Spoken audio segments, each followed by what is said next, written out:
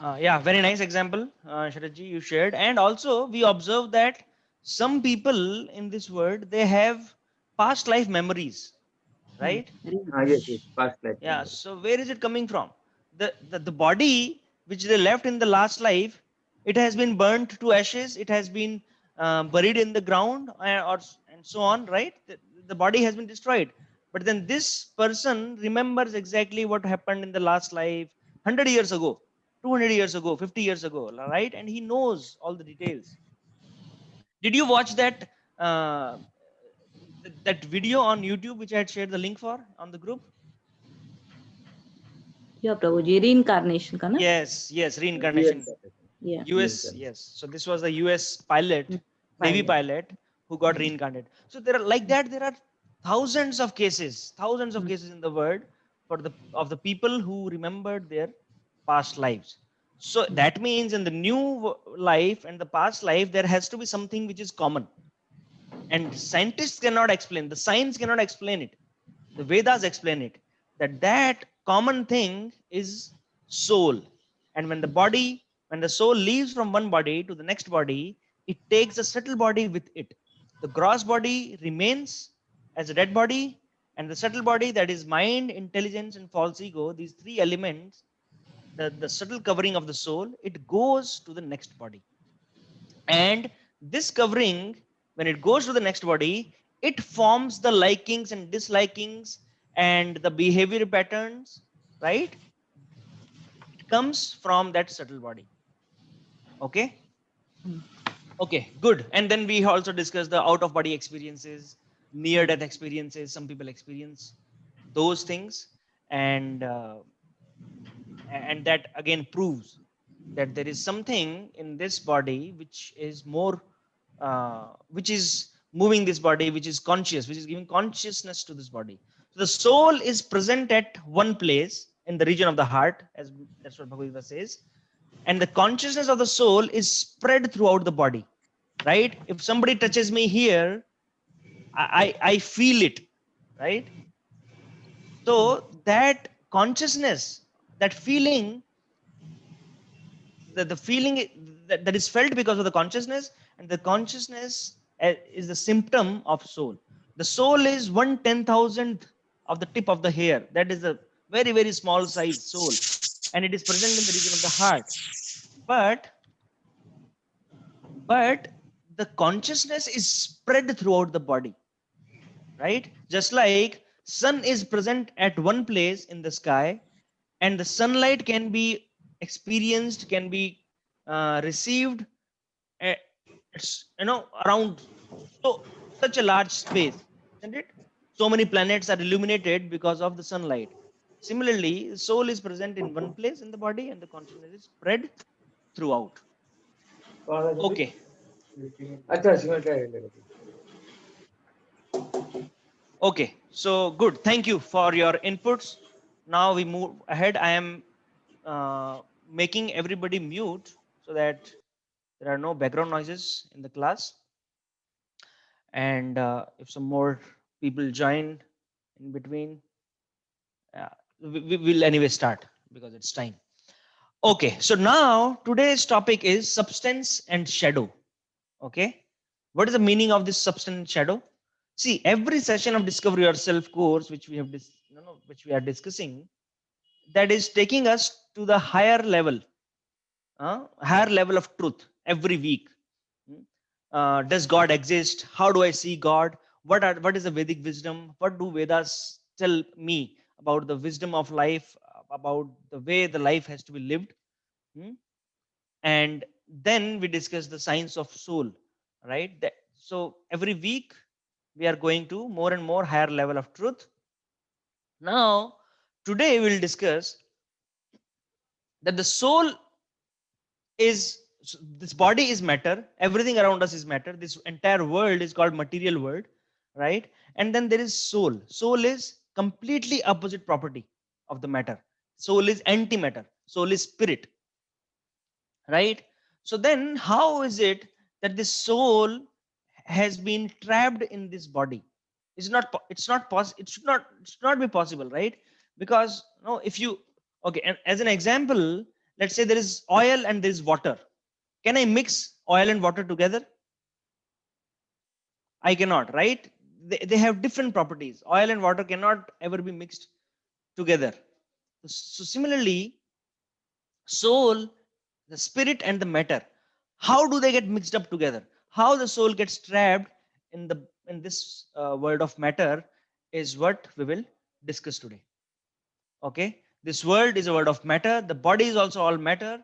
So what is the soul doing here? We are spirit, soul, and we are not the body. So when you are looking at me and when I am looking at you, we are actually not looking we are not actually looking at each other. We are looking at our material bodies, which is always dead, right? We are a different person, different from the body. And the simplest way to understand the concept of soul is, for example, I say that, okay, this is my mobile. These are my headphones. This is my laptop. So what does it mean? That I am different. This laptop is different and the laptop belongs to me, right? I am different. This keyboard is different. The keyboard belongs to me. This is my hand. So I am different and this hand is different, but this hand belongs to me, right? This is my body. So that means I am different. This body is different and this body belongs to me, right? So I, as a person, am different. That is the simplest way to understand that I, as a person, is some other entity, some different entity, which is not this, which just owns this body for some time, right? I am not this body. And from childhood to the old till the old age, we change so many bodies, isn't it? If we see our photographs, had shared this, we had discussed this example, right? We are different bodies at different ages. Still, as a person, I feel the same, right? Because that the I am not that body. I am spirit, soul, and the spirit soul does not grow, does not get old, does not get diseased, does not die, does not take birth. Okay, so let's move ahead in our topic. Lord Krishna says in Bhagavad Gita, among subduers, I am time. Kalosmi, aham kalosmi lokakshayakrit pravriddho. This in Bhagavad Gita, Krishna says that among subduers, I am time. I am time. This is Bhagavad Gita, 11th chapter, 32nd verse. So Krishna says that if you want to see my strength, if you want to know how powerful I am, what is my energy, then just try to understand this concept of time. I am present in this world in the form of time, and as time factor, I destroy everything in this world. The way time works in this world is everything deteriorates with the effect of time. It is such a powerful entity. We cook food in the morning, and by the evening it gets stale. It may rot.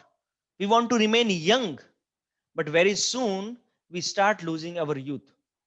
One time, so Shankaracharya, Adi Shankaracharya, right? He has given Shankaracharya Bhasya. He has given a philosophy on the Vedas. So he told in a verse, uh, he tells a story in one of his verses. He says that, one time an old lady, hunchback, she became hunchback because of the old age, and she was walking on the road. And one young fellow who was passing beside her, he thought of making some fun. So he said, "Oh, beautiful lady, what are you searching for on the ground? Huh? Oh, old lady, oh, you beautiful lady, what did you lose on the ground that you are searching for?" So this old lady said that, "I have lost my youth somewhere. I am searching for it." She gave a tight reply to this young boy that, "Do not worry." With her answer, what did she mean? That I am searching for my youth, and very soon you will also search for your youth, right? So do not make fun of old people. So Srila Prabhupada, who's founder of ISKCON, he said that once. He said प्रकृति, material nature चुपचाप से सबको बुढ़ा बना देती है. Slowly and slowly, we don't even realize time acts on everyone and everything in this world. We keep a fresh apple on the table. In a day or two, it starts rotting. Any fruit, right? With every rising and setting of the sun, one day of our life is taken away. One day becomes 1 month, then 1 year. We say happy birthday. We organize parties. Slowly, slowly, slowly, our time in this world is going away. Just like we have a plate full of food in front of us, and we eat it morsel by morsel, right? And the food is getting over. Similarly, time factor is eating us second by second, minute by minute, hour by hour, day by day, morsel by morsel. And our life is getting finished in the same way. That's uh, that's one understanding. Okay, so as the slide displays, the bodies, our bodies of beauty, even if somebody is a beauty queen, in their youth they look very beautiful, and in the old age we become like a grapes turned into a raisin. So why can't the beauty of this world remain permanent? I become diseased, I become old, I die, but I do not want all this to happen to me. So why does it happen? Okay, so see, when the soul, the origin of the soul is a spiritual world. Okay, and we'll discuss that today. We'll discuss a lot about the spiritual world. So soul, actually the home of the soul is the spiritual world. And when it comes to the material world, two things happen. What happens? First is it forgets its true identity as soul, because it gets trapped into the body. Hmm? And because it gets trapped into the body, it starts foolishly think himself to be the material body made up of flesh and bones. My plans, my actions, whatever I collect with my endeavors in this world, nothing remains permanent. Everything changes with time. So if we just think deep enough, this body is covered by a very, very thin layer of the skin. If the skin is scratched or it is peeled off, I do not want to see somebody's body like that, right? Because the blood will be oozing out, or it will not look so beautiful. It looks beautiful just because of the skin, and that skin layer is very, very thin layer, some few millimeters, right? And because of this few millimeters of skin over the body, we identify with it too much. This is my body, this is my lover's body, this is my family's bodies. And this is Gujarati skin, this is Indian skin, this is Pakistani skin, this is American skin, this is engineer skin, this is doctor's skin, this is farmer's skin. We discriminate among people just on the basis of this few millimeters skin. And if we remove the skin, there is only flesh, there's only blood, bile, mucus. This body is actually a bag of urine and stool. And such a dirty body, the soul undergoes such an ignorance that it starts identifying with this body, which has nothing, which is so abominable, which is made up of so abominable substances. If you open this body, what will come out? That is what the body is made up of. But because of the ignorance, the soul starts thinking himself to be the body, and live in this world like that. So the soul comes to this world and gets trapped into the body. Okay. The forgetful soul becomes attracted to the glittering illusion of the false beauty of the objects of this material world. So the soul starts thinking that I am this body, I am this, the form of this body is me, and it starts looking into this world at different forms. That okay, now what are the other forms which I can enjoy, which I can be happy with? I think I'm a gross form, and I start looking for other forms in the world. So somebody is thinking that I'm a man, somebody is thinking I'm a woman. So man thinks that I can enjoy woman, woman thinks that I can enjoy a man, and so on in this world. I can enjoy this matter, I can enjoy that matter. I can become a president, I can enjoy money, I can drink anything what I want, I can kill some other form just to eat its flesh. So material beauty is simply a poor imitation of the spiritual beauty. Now we'll see what does it mean. This is Colonel Bill Britt. This is a famous US millionaire, and he was giving a speech in California 8th May 2000. It's relatively recent. Uh, uh, so he said that US is a mighty country, but where is our culture going? Drugs, violence, divorces, sex. That is not an American dream. So now the people who have seen this Western societies, even the Western people, they don't like the way they live there. And even as Indians or other citizens, other countries, people, they go there. They may go there with the want of money and so on, but very soon they realize that this is a very very bad kind of a civilization. The children, they have so much independence that they can threaten their parents. Sometimes they kill their parents. Parents are taken to jail just because they shout at the children. So there is no way to discipline the children, and the things go haywire very soon. As soon as the kids become teenagers, the problems start coming into the family. This was Colonel Bill Britt referring to. He said, look at India. I admire their culture. They've got much better families and values than we do. They've got much better parents than we do. And he said that their families are much more united than ours. And I respect their values. And unfortunately, this is all continuation of his speech. Unfortunately, many youngsters there are being influenced by our US or Western media. They are being influenced by the wrong culture, the free culture. If I were the Prime Minister of India for 15 minutes, this millionaire is saying, kind of Bill Britt, I'll shoot all the Western channels out of the beautiful country. You see, past 20 years, maybe max 30 years, this entire the degradation of the culture which has happened in India is primarily due to the TV and the cinema. Does somebody know how did TV come to India? What was the reason people bought televisions? They started broadcasting Mahabharata. Do you remember? In our childhood days, Mahabharata used to come, Ramayana used to come.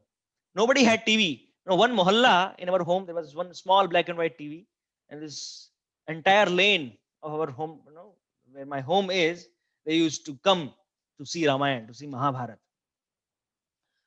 People used to, traffic used to stop and everything. The shops used to get closed, and people used to watch these serials. When TV entered India, it entered with this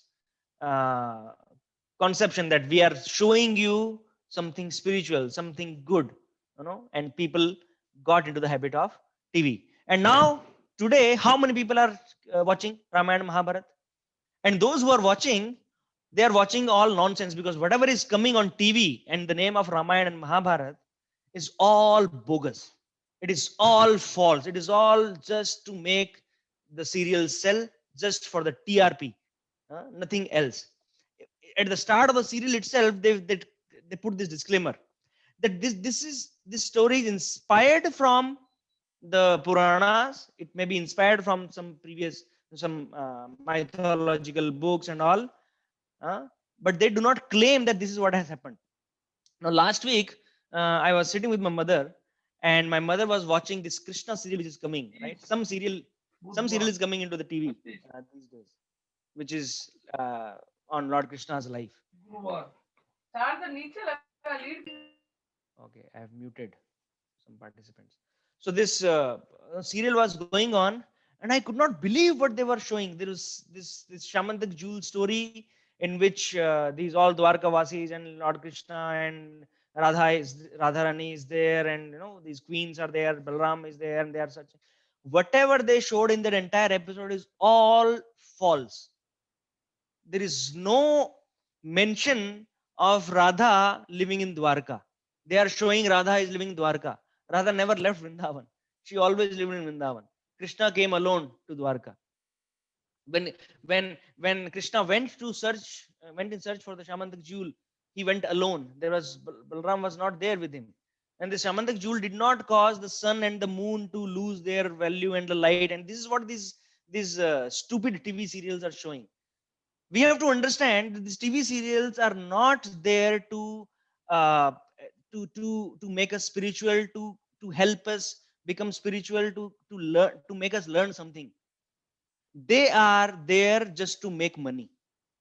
And when we are watching these TV serials and movies, we are only handing money, handing money to them from our own pockets, right? These serials are made to show us advertisements. They show advertisements, and in between they show TV serials and movies. And they know that Indian people, they have this interest in these Puranas and everything. Hence they make these serials, and they put all rubbish things there. And then then we remember that, okay, yeah, that's what I had seen in that movie or the serial, and that's what would have happened. Similarly, there is one very famous author these days, Amish Tripathi. Whatever he is writing in his books is he's taking characters from the historical Puranic stories. He's taking the character of Sita, he's taking character of Draupadi or Karna or Arjuna or Krishna. He's taking all those names from the Puranas, and then he's creating his own story and writing a novel. People are thinking that they are reading something from Ramayana.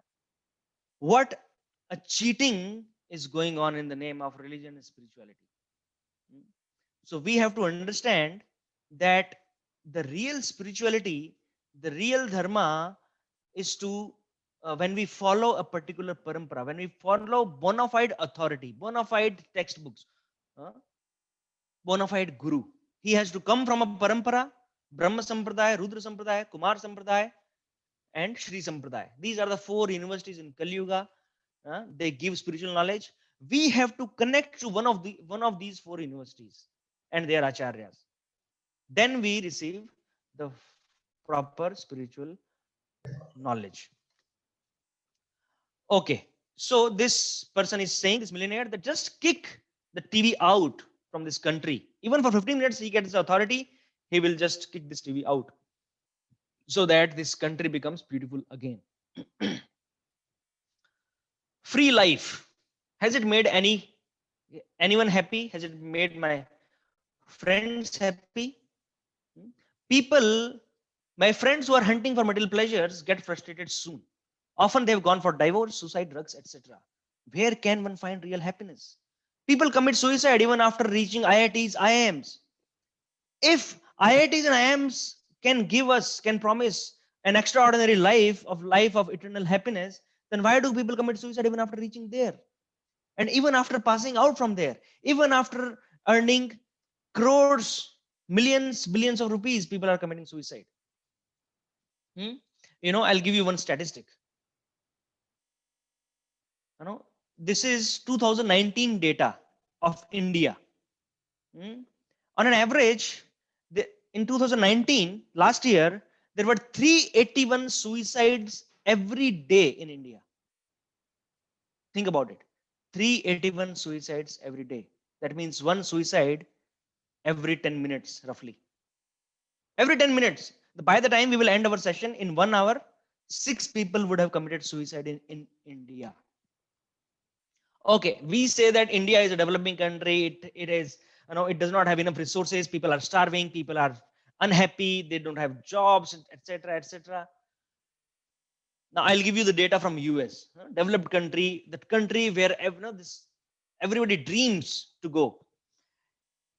In US, the data taken from CDC, this organization in US, government organization. There is one suicide.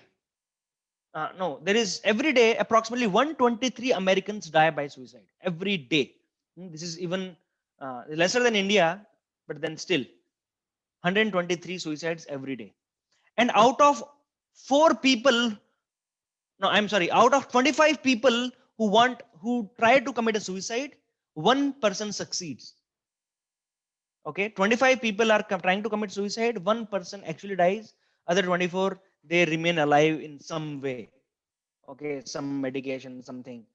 So that means the 123 people which are committing suicide successfully, that actually how many people are trying to commit suicide? 123 into 25. How much is that data? Every day. Every day. So much depression, so much trouble in the life people are facing. What is the root problem? Why these people, these so-called developed countries, rich people, why are they not happy? Why can't I find happiness in this world? I was promised that job will make me happy, position will make me happy, power, money, relations, my ideal wedding, beautiful life partner, children, my foreign trips, my car, my big house, my bungalows, my bank balance. These will make me happy, but they do not make us happy. Right? Millions of people in India, they're looking for what we have today, all of us in this forum, and all of us, we are dreaming of what somebody else has today. The village person thinks that I will go to the town and I will become happy.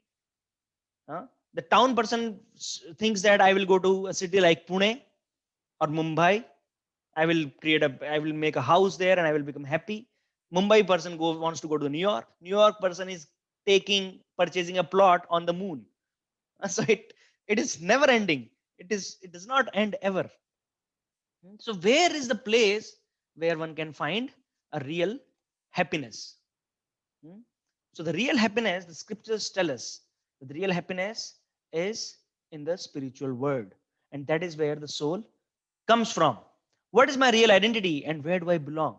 This is the basic knowledge everyone is lacking, and that is the basic mistake everyone has done in their life, and that's where the basics have gone wrong. We had discussed this example of mathematical equation.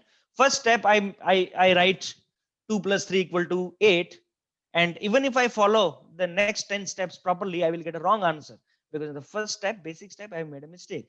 Similarly, we have made a mistake while living in this world, that we are this body and we are trying to make this body comfortable and happy, and that's what the mistake we make. Right? Where does the soul come from? The soul's home is a spiritual world. The soul originally belongs to the spiritual world. There, every word is a song, every walk is a dance. Water is like nectar. All living beings are pure. Why they are pure? Because all of them are there as souls. Okay, there is no tinge of matter there. There is no old age, no disease, or no death. That is our real eternal home, where we can get ultimate unending happiness. Thus, our goal of life is to return back home, back to Godhead. After office, after so many hours of spending time in office, I want to go home every day. That's what makes me happy. We want to go to our native places where we have lived our childhood. That's our we call our home. That home we call our home in this world, and that makes us happy. But all of these are not our actual homes. The soul actually belongs to the spiritual world. That is our actual home. This is the solution for the root, the actual solution for the problem, the main root problem. This should be our goal of life. We should not just be building our houses and properties and earn money here in this world and spend lakhs and lakhs on the world tour. We should aspire to go there in the spiritual world. Now we'll go into some more details. What is the spiritual world? In Bhagavad Gita, chapter 15, verse number 6, Krishna is saying this verse. Okay, there is another world different from this world. Like this world, we see so many things in this world. This is material world, And then there is another world of existence which is called the spiritual world. Okay, so this is a verse for that, and let us recite this verse. I will recite one line and then you can recite after me. Na tad bhasayate suryo. Please repeat. न तत् भासयते सूर्यो Na shashanko na pavakah. न शशांको न पावकः Yad gatva na nivartante. यद्गत्वा न यत्कत्वा निवर्तन्ते न निवर्तन्ते Tadhama paramam mama. तद्धाम परमं मम. परमं मम. Excellent. Very nice. Thank you so much for trying to recite this verse. Very, very beautiful verse. Simple meaning. Na tad. Jahan pe nahi hai. Kya nahi hai? Bhasayate suryo. You do not need the illumination of Surya, sun, or Shashanka, moon. Na pavakah, or fire, Agni, or in today's world we can say electricity, right? So this world does not need to be illuminated by the sun or the moon or the fire or electricity. Yad gatva na nivartante. Yad gatva, jahan pe jaakar, after you attain that, after you go there, na nivartante, you do not return back, you do not come back. Tad dhama, that abode, paramam mama, that is the supreme abode, that is my supreme abode, Krishna is saying. Now we see that this world, this material world which we are living in, is the inherent place of darkness. An artificial arrangement of sun and moon has to be made here just so that there is some light, right? In the day we have the sun, in the night we need the moon. But the spiritual world, it's God's kingdom, it's our own home, it is always illuminated. We do not need a sun and moon there. And what are these? So when we say that Mathura Dham, Vrindavan Dham, Ayodhya Dham, Dwarka Dham, Jagannath Puri Dham, Rameshwaram Dham, why do we say them Dham? Because this Dham, this world, is where God lives. So these abode, Krishna is saying that this is there in the spiritual world. And here in this world, when God comes, he brings his abode with him partially. And that's why in this world also, they are called Dham. Dham is a place where God resides. Every religion is talking about it. Okay, that this word does not belong to you. You should go to the kingdom of God. Bible is calling it kingdom of God. Islam is calling it Jannat. Right? So different religions are calling it different ways, but then the meaning is same. The concept is that God is residing somewhere eternally, and that is where we belong. That's where we have to go. This life, this world is given to us for preparation for that, right? The goal of life is to prepare to go to that world. So Jesus Christ, he says in Bible, this world is like a bridge which is meant to be crossed. Do not make a house on the bridge. What does it mean? The human form of life has been given to us. That's what Jesus is saying in the Bible. Do not think that this is the permanent thing. Do not, this is a bridge. So do not settle on the bridge. Have you seen anyone making a home on the Hinjawadi flyover? What will you do? What will you tell him if somebody tries to build a house there? No, this is temporary. This bridge is just to make you cross from this point A to point B. Do not make a house here. Similarly, human life is given to us in this world so that we can migrate ourselves from this world to that world. But what we are doing, we are engrossed in just enjoying this one human body. So, yeah, somebody want to say something? Yeah, Namaskar, Jay ji. Yes, Shashi. Hare Krishna. So एक बात पूछनी थी कि eventually फिर ये journey spirit की और human body की चालू ही क्यों हुई? अगर हम वैकुंठ में ही स्पिरिट को रहना है, yes, तो वैकुंठ छोड़ करके ये संसार में आने की जरूरत क्या पड़ती है, स्पिरिट को ये बॉडी अटेन करने की जरूरत, कहीं तो ये चालू हुआ होगा। और आपने एक बार Yes, we'll get there. Yes, okay in this topic itself, we are going to get there. Very good question. Your thinking is very much aligned to what we are discussing. Just wait for a few slides and we'll get to that. Okay. ठीक okay Yeah. Okay. So the scriptures are telling us asato ma sadgame. You know, all in our schools we have prayed, we have chanted this prayer always. You know, most of the schools, especially Kendriya Vidyalaya, they do it. Asato ma sadgame, tamso ma jyotirgamaya, and mrityorma amritam gamaya. So this world is asat. Go to sat, sadgamaya, asato ma sadgamaya. Tamso, this world is full of darkness. Jyotirgamaya, go to the world of illumination. Mrityorma amritam gamaya. This world is where the death happens, and go somewhere where there is no death. Right? Okay. So I'll move little quickly today. We have to cover more content, and this is what time? 5:50. So another 25 minutes. So this world is called, this world which we live in is called Dukhalaya. It's the place of miseries. Krishna says in Bhagavad Gita, that's the verse we are taking the third topic. Mam upete punarjanma dukhalayam ashashvatam. Krishna is telling that this world is Dukhalaya. So this is the place of miseries and there is no happiness here. So if there is some place Dukhalaya, then there must be something called as Sukhalaya. This is logical understanding. Right? If somebody says that, okay, how do I understand that such a world exists? If there is a fake currency in the market, that means a real currency is also there. Right? Similarly, here in this world, how do we measure light? We measure light by lumens or lux, right? How much illumination happens with the light bulb, lumens rating.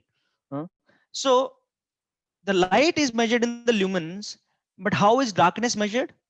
Darkness is simply absence of light. Similarly, we measure heat by centigrades or Fahrenheit, right? But then how do we measure cold? Simply absence of heat is called cold, right? Similarly, this world, this world is Dukhalaya, and then Sukhal, there has to be Sukhalaya, which is absence of all miseries, right? That is the spiritual world. Oh, I'm sorry, I moved the slides. Yeah. Okay.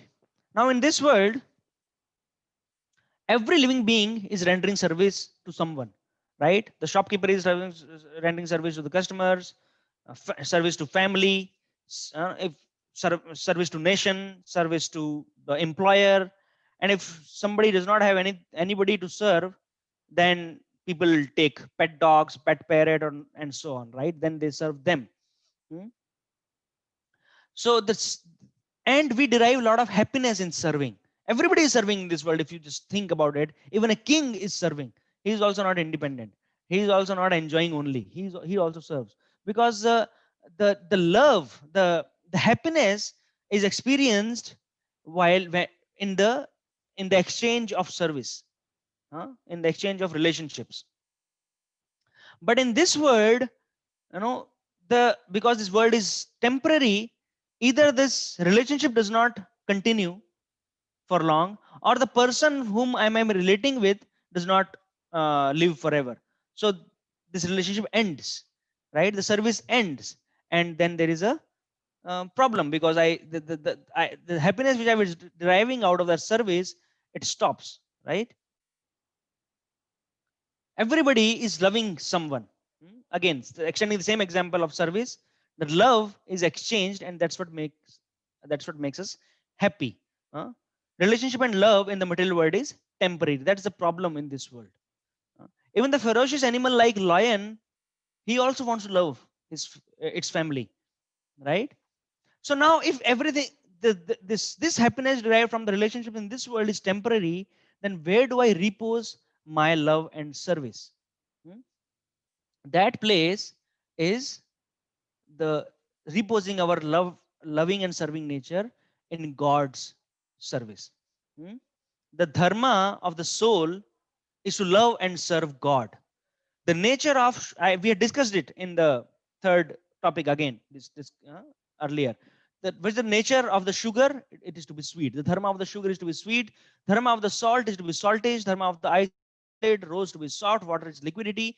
Similarly, the nature of soul, the dharma of the soul is to serve God with unconditional love. Right? Remember the definition of the dharma which we had taken earlier. What makes the human being is different? Because the dharma of the human being is to inquire beyond this life and right, ask intelligent questions of the spiritual life. So that is the dharma of the human being, and dharma of the soul is to actually love and serve God. That is where it derives extreme happiness, extreme pleasure. If we want to put anything in place of God, then we become frustrated.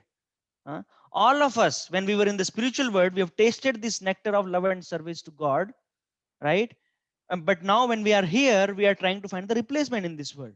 So, for example, now, uh, let's say that there is no unit of measuring love, but let us say that kilogram. Just for an example, we are taking the love to be measured as kilograms. So, let us say, as spirit soul, as part and parcel of God, I have tasted the 5 kilogram love with God in the spiritual world.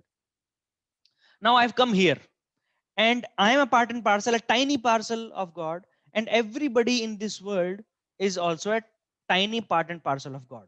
So God can give me reciprocation of 5 kg, but that 5 kg capacity which I have, that's what I need for my satisfaction, my happiness.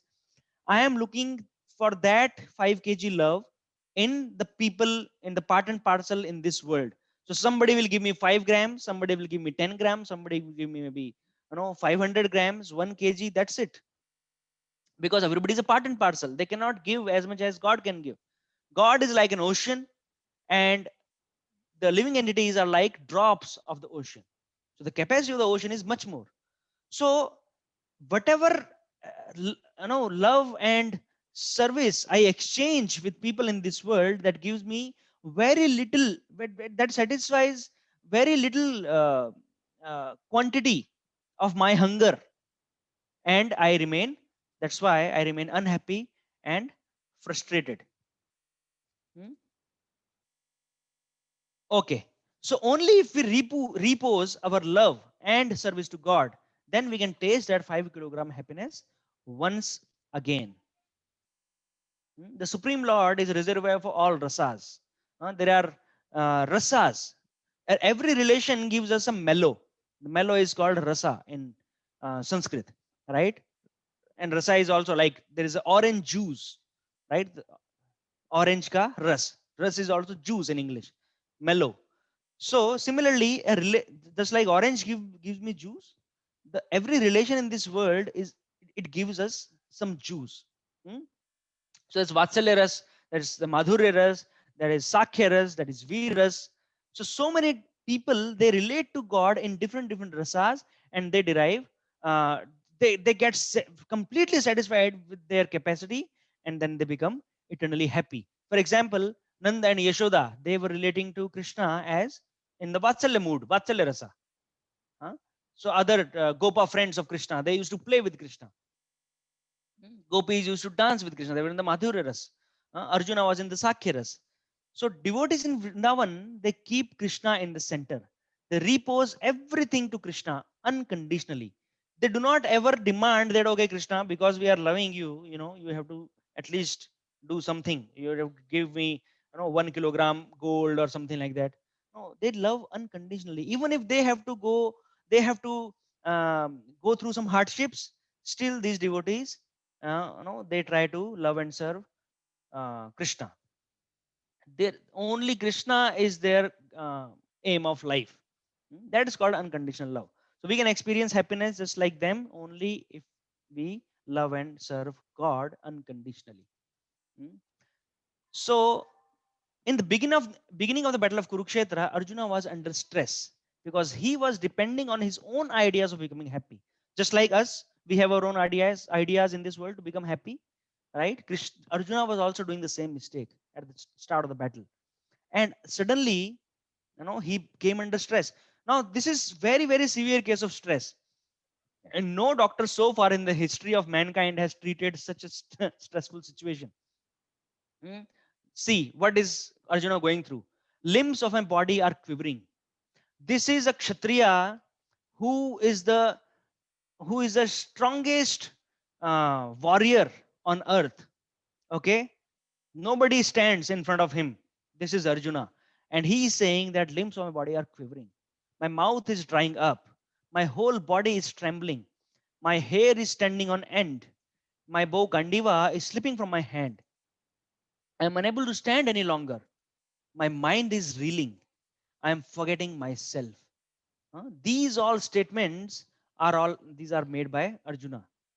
He's not a normal person of this world. He's a very, very strongly person. He's very spiritually conscious, uplifted person.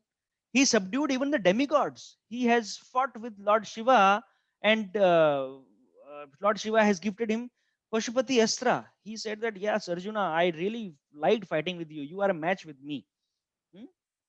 The same Arjuna has no clue what to do. Similarly, in our life, we get perplexed, we get depressed, we get the complex situations come, and we do not know what to do. The scriptures are there for us to help. After hearing Bhagavad Gita, Arjuna, the same Arjuna, was a changed person. He transformed, and then he fought the battle to the best he could. Another example is Draupadi. Very beautiful example from Mahabharata. In the assembly where she was getting humiliated, she looked up to her husbands, and not one but five, and all of them were very, very strong Kshatriyas, but they just hung their heads down. They could not do anything. Then she went to Dhritarashtra, then she went to Bhima, Drona. She cried for help to everyone, asking for justice, but nobody came to her rescue. Then she thought that, my intelligence or my strength will save me. So she held her sari with all her strength, but then Dushasana had a power of 1,000 elephants. She could not compete. So she thought that I will call out to God, Lord Krishna will save me. And she raised one hand in the air, and still she kept holding her sari with another hand. But nothing happened. Krishna did not respond. Then she understood that no, I have to completely surrender. Then she raised both of her arms up, and then she cried for help.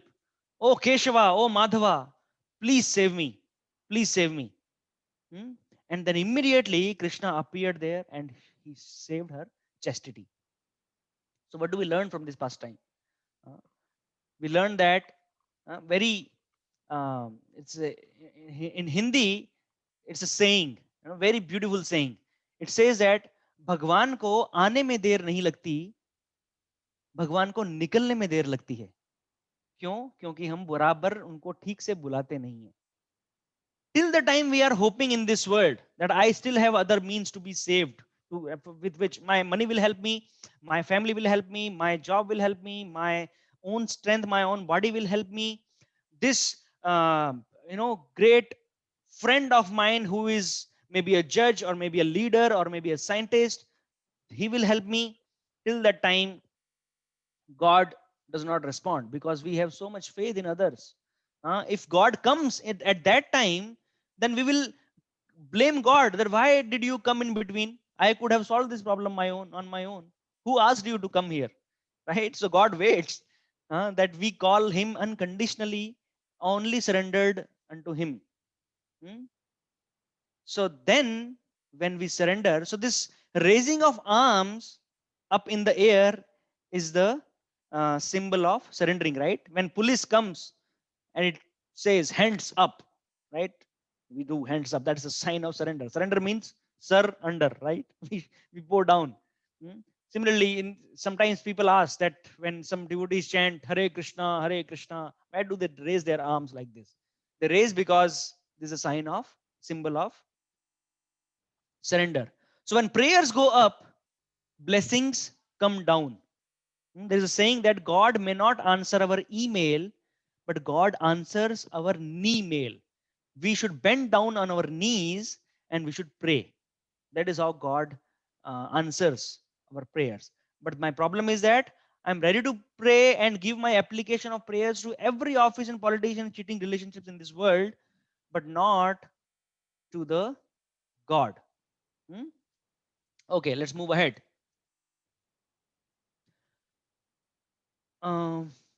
Okay. So Lord Krishna told Arjuna to completely surrender to him only. By doing so, one can become free from all the sufferings and ultimately attain the spiritual world. So this is the verse from Bhagavad Gita, 18th chapter, 66 verse. Krishna says, Sarv dharman parityajya. Okay, I'll recite it properly. Sarv dharman parityajya mamekam sharanam vraja aham tvam sarva papebhyo mokshayishyami ma shuchah. We follow the instruction of the Lord to exit from this world. That's what Krishna is telling us. You'd leave all the other hopes and all the duties in this world. You just take my shelter. Mam ekam sharanam vraja. Only my shelter when you take, then I will relieve you from all these miseries, all the problems, and I will give you moksha. Moksha ishyami. I will give you moksha. Ma shuchah. Do not worry. This is the verse of BG, which should be our guiding light. This is the most important one. If you have to study only one verse from Bhagavad Gita out of 18 chapters, 700 verses, this is the verse which has to be studied. This is the verse which has to be implemented in life, lived. Okay. Let's move ahead. And okay, so this is the another verse in Bhagavad Gita. It's the last verse of Bhagavad Gita actually, 18.78. If you have gotten your Bhagavad Gitas, just check the last verse. It says, Yatra Yogeshwarah Krishno, Yatra Partho Dhanurdharah, Tatra Shri Vijayo Bhutir, Dhruva Netir Matir Mama. It says, wherever there is a Krishna, the master of all mystics, and wherever there is Arjuna, there will be opulence, there will be victory, there will be extraordinary power, there will be morality. This Sanjay is telling it after reciting this Bhagavad Gita to Dhritarashtra. The right combination of God and devotee, when they come together, what does that yield? That yields these results. Tatra Shri Vijayo, Tatra Shri, opulence, Vijayo, Bhutir, Dhruva, Nitir, Matir Mama. Opulence, victory, power, and morality. All these things will be there. So our nature is to unconditional love and serve God. That alone will lead us to everlasting happiness. But if we forget God, then we repose the same love and service in the temporary and false relationships of this world, which are finished with time. So in our life, different people have different kinds of centeredness or different kind of consciousness. So somebody is spouse centered or spouse conscious. All day and all night, they will think of their lover, they will think of their spouse, and they will do everything for them, right? So a lot of focus on the spouse. Then family centeredness or money centeredness, right? Work centeredness. Somebody is a workaholic. He gives so much priority to the work, right? Or consciousness. These words you can interchange. Spouse conscious, family conscious, money conscious, work conscious,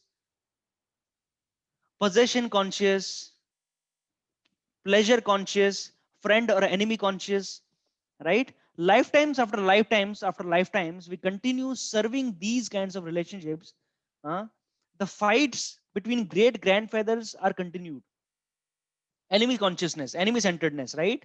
The animosity between two families are carried over to down the generations. They are so much focusing on this single aspect of their lives. So Srila Prabhupada used to give an example. He used to say that how many circles can you draw on a paper without colliding with each other?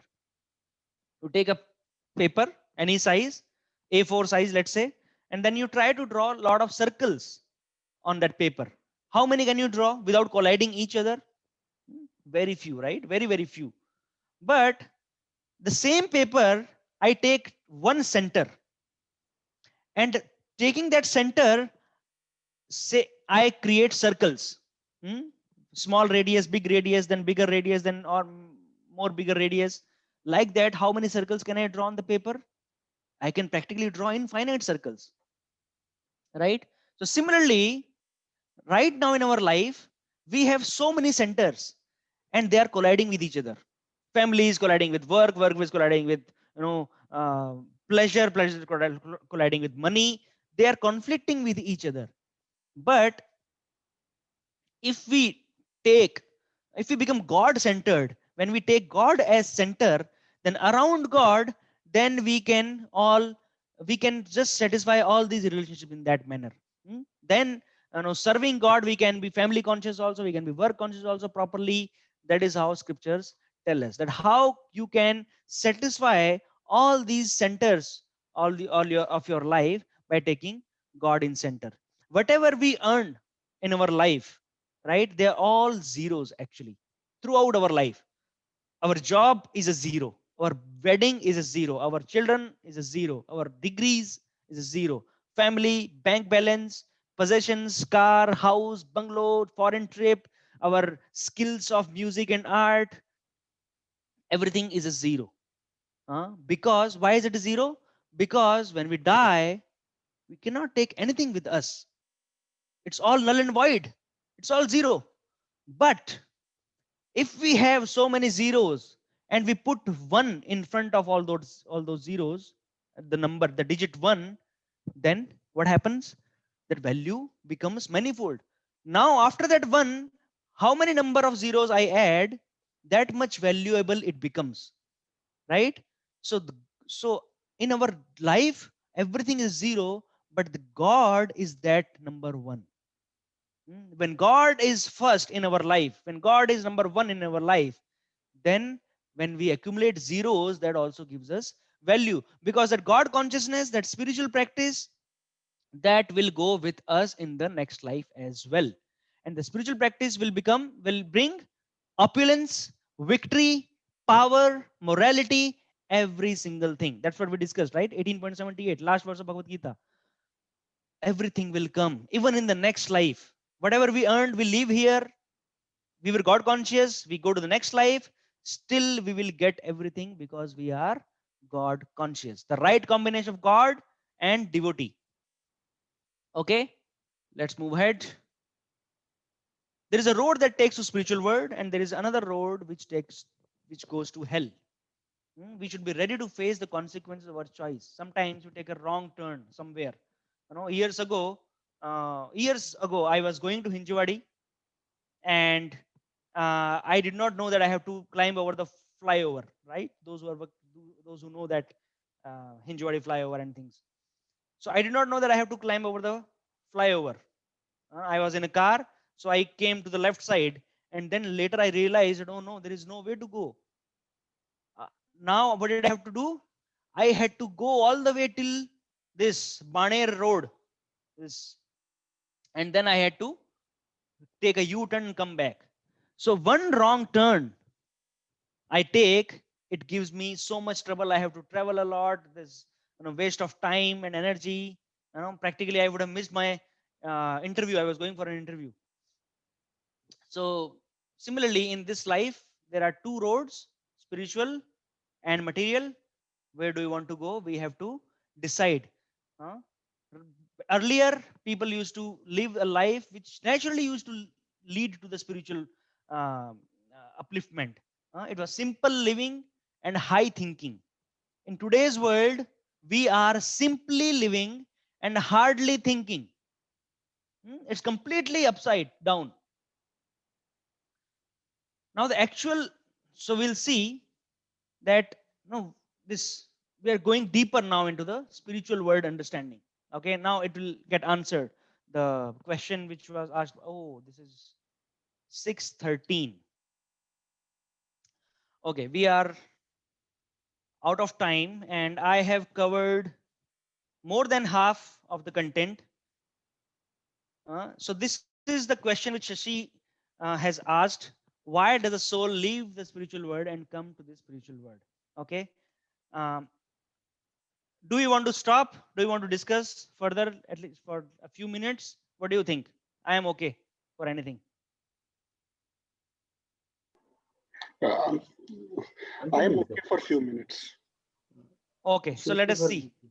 Let us, okay, so let us go ahead for 5 minutes and see how much we cover, and then we'll cover in the next week.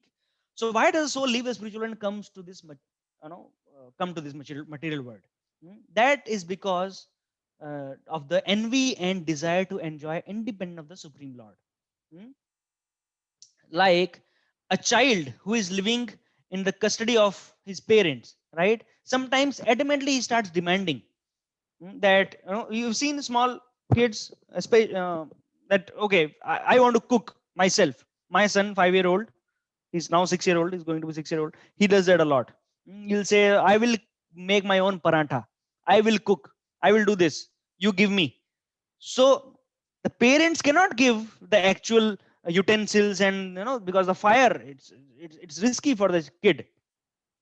So we give them the toy facility. So toy burner, toy stove, toy utensils. Now you do whatever you want to do, and then we give them little bit of rice or flour, so they can knead it and they can do a lot of things. So what happens after some time? The child becomes hungry, and then he starts asking that, mother, please feed me. Now mother can say, no, you have your own kitchen. Why don't you cook and eat?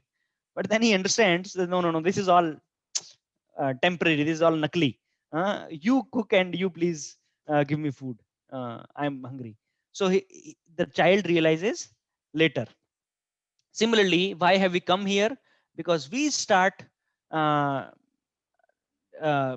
we start demanding unnatural things, unnecessary things from God. We have these wrong desires in the spiritual world that I want to enjoy on my own. And then this toy world, which is this material world, is created by God and then given to us. You cannot be independent like this, right? So you go there, you play around, and then when you get frustrated, you come back. Okay, then you will realize.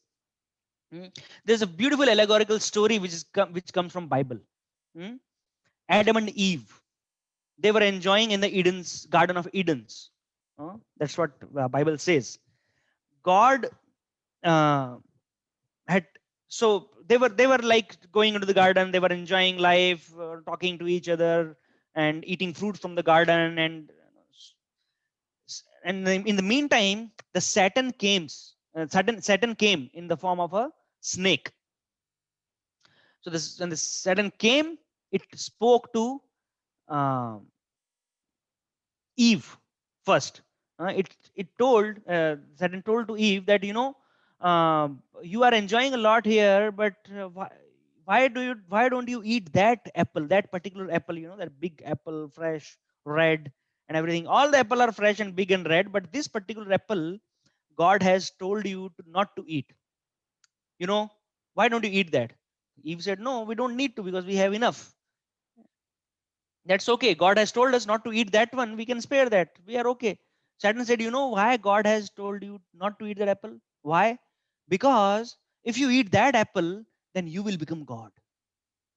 That's why he has told you. Now go grab that apple, eat that apple. You will become God. Then you can control things. Then you are the owner of everything. Now then everyone will obey you. Everyone will serve you like that. He's told. So now Eve told Adam, Adam, go get that apple, get that apple, get that apple. Adam told, no, not required. We are not even hungry, right? And we don't need to become God. God is there. He's taking care of everything. We do not need to do anything. We just enjoy life every day. So what is the need? No, still we should see what happens. Let's become God. So Adam goes, plucks the apple. Both of them eat the apple, and immediately they start covering their bodies. What is the meaning? Bible says they start covering their bodies. The meaning is, earlier the concept of body was not even there. This story is called the forbidden apple story. The forbidden apple. God had actually told to them that, okay, don't eat that apple, but they broke the law. They were disobedient. So when they were disobedient, they broke the law, then they cannot be living in the spiritual world. Then they have to leave. Then they have to purify themselves. They have to undergo some sort of purification process. So that is why, they start manifesting, the body starts manifesting for them, and they have to cover it.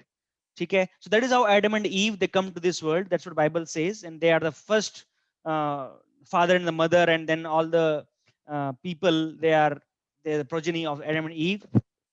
There's an allegorical story just to explain this fact that we have a selfish desire to enjoy independent of God, and that's why we are sent to this world. Bhagavad Gita 7th chapter 27th verse, it says, Ichha dvesha samuthena dvandva mohena bharata surabhutani bhutani sammoham sarge yanti parantapa. He says that Ichha and dvesh, the desire to enjoy independent, and dvesh means the this envy, right, in English. So this desire to enjoy separate from God, and the envy from God and God's other part and parcels, that makes us disqualified to live in the spiritual world, because in the spiritual world everybody is loving and serving each other. There is no tinge of selfish desire there. So when we get the selfish desire, we are sent to this temporary toy world, material world. Desire and hate. That is the reason we come here.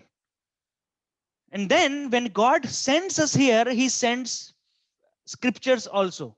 Because now we are living here, we are trying to control things, we are trying to become tiny gods, right? And then we are getting frustrated. The scriptures are there to show us the path. That, okay, this life, human, is 8.4 million species. Human life is a rare life. When you get in the human life, you should realize self, you should go practice spirituality and purify yourself. And after the purification, you are naturally qualified to go back home, back to Godhead. You are naturally qualified to go to kingdom of God, right? That's what scriptures are meant to tell us. That's what gurus, the spiritual teachers, the authorities, the acharyas, that's what they are supposed to tell us. Okay? And how do we perfect and purify our life?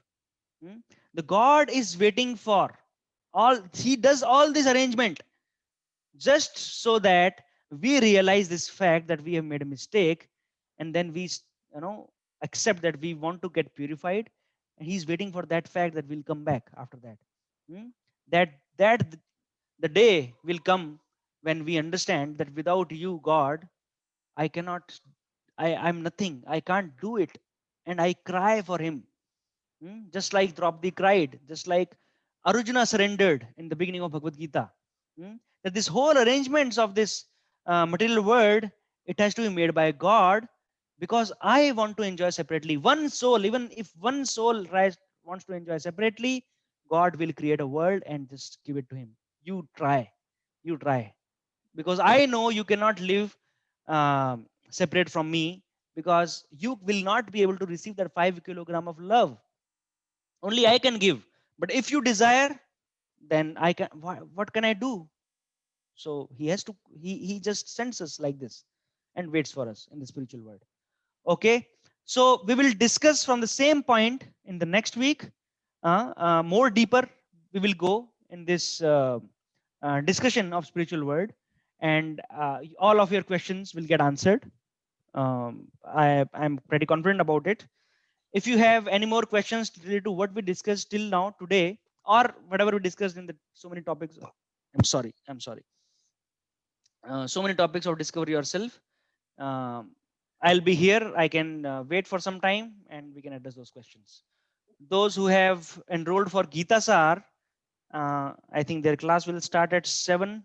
One is Hindi is at 7, and English batches are at 8. So according to your batches, please feel free to leave the meeting. Okay. जय जी.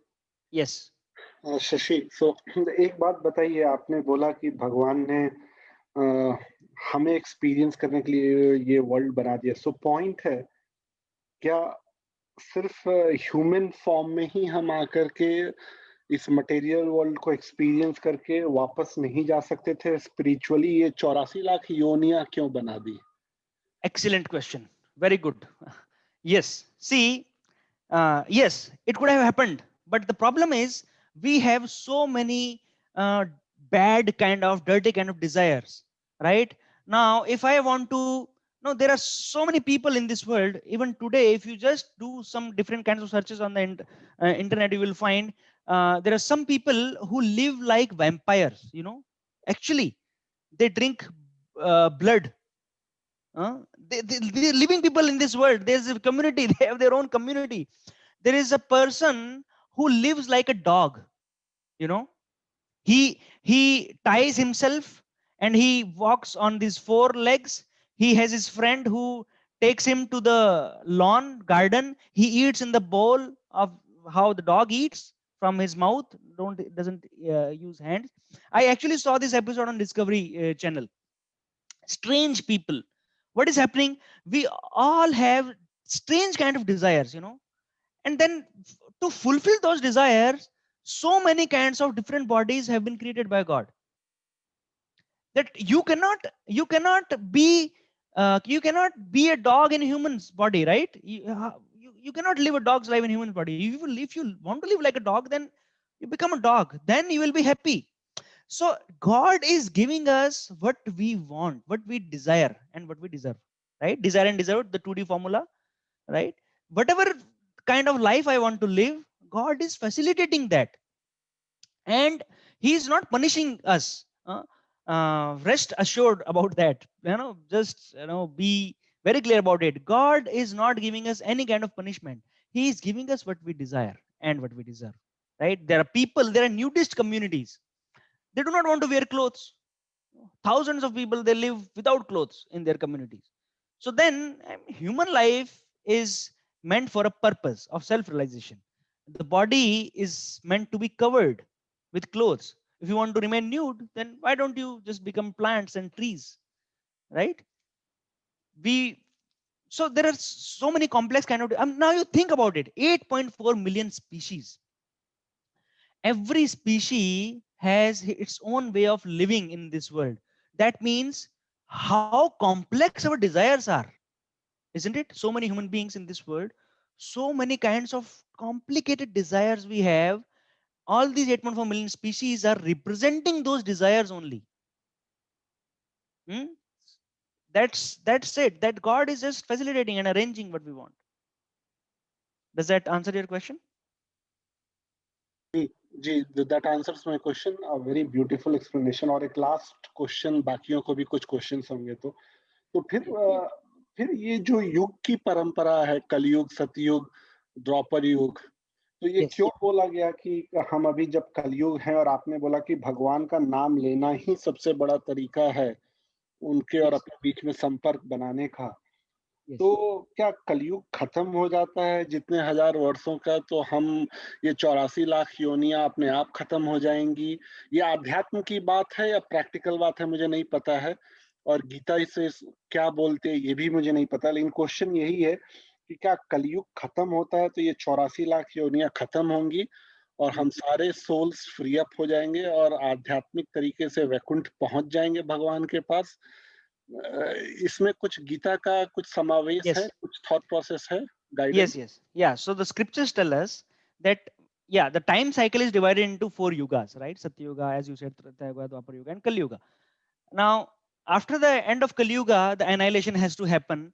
So whoever is in whatever kind of body at that time, the bodies have to die, of course. So the soul and the subtle body, they leave those bodies, and then they are but again the Satyuga starts, and all these people who have not left their they have not exited the cycle of birth and death because they are not purified enough, all those souls and subtle bodies, they will again get their another body based on their desire and their deserve criteria. Same. You do not become qualified to go to spiritual world just because the world is ending after the Kali Yuga. No, because we have not purified yet, we have to take another body and purify us ourselves. Thank you. Thank Jai you. Prabhuji, Vishal here, Jai Prabhuji. Yes, मेरा Vishal. एक ये what I want to ask is, if we go via again Puran, if we read, I don't know why I am so fond of Garuda Purana. It says that whatever yoni we get, whether it is human yoni or animal yoni, that is directly proportional to our karmas. So Yes. is it something like that? Human yoni is the greatest what you call yoni to achieve freedom towards the god. If we are not doing enough in the human yoni, again we will go back to these microbes and then macro, similarly such kind of a cycle will start. And what exactly is it, Jai Prabhuji? Yeah, so you are right in your understanding that the human life is the highest life form in the evolution cycle, the evolution of consciousness, right? And the other species, they are there just to, basically, undergo punishment because of their karmas. So again, karma means desire and deserve, right? Again, so based on our karma, based on our desire and what we deserve, we get a animal body or human body. Only in the human body we can do spiritual practice, because that kind of intelligence is not even there in the animal body, right? Animal body cannot understand who am I, what is my purpose of life. No, they can't. They are conditioned because the uh, in the previous lives, the soul identifying with the mind and intelligence falls, they are so, they have become so dirty that now it deserves a dog's body. That's where this soul can enjoy, because it is behaving like the same, the dog. So then the the dog body is awarded by material nature to that soul. And yeah, so then the evolution cycle, whatever, it starts. If somebody, let's say, uh, gives some prasad, let's say, some sanctified food to the dog, in the next life the dog will take human body, any animal for that matter, right? Because that spiritual, that now that's, and this animal has taken some element of spirituality in it. That is why in India, prasadam is distributed, the harinam is done, the Krishna katha is done so loudly, so chanted publicly, so that even the trees and plants and the animals and the mosquitoes and so any living organisms, they hear those vibrations or they eat some prasadam, immediately in the next life they become qualified to receive a human body. Their their purification starts happening. All these are purifying things: the scriptures, the mantras, the god's names, the prasadam, everything. Okay.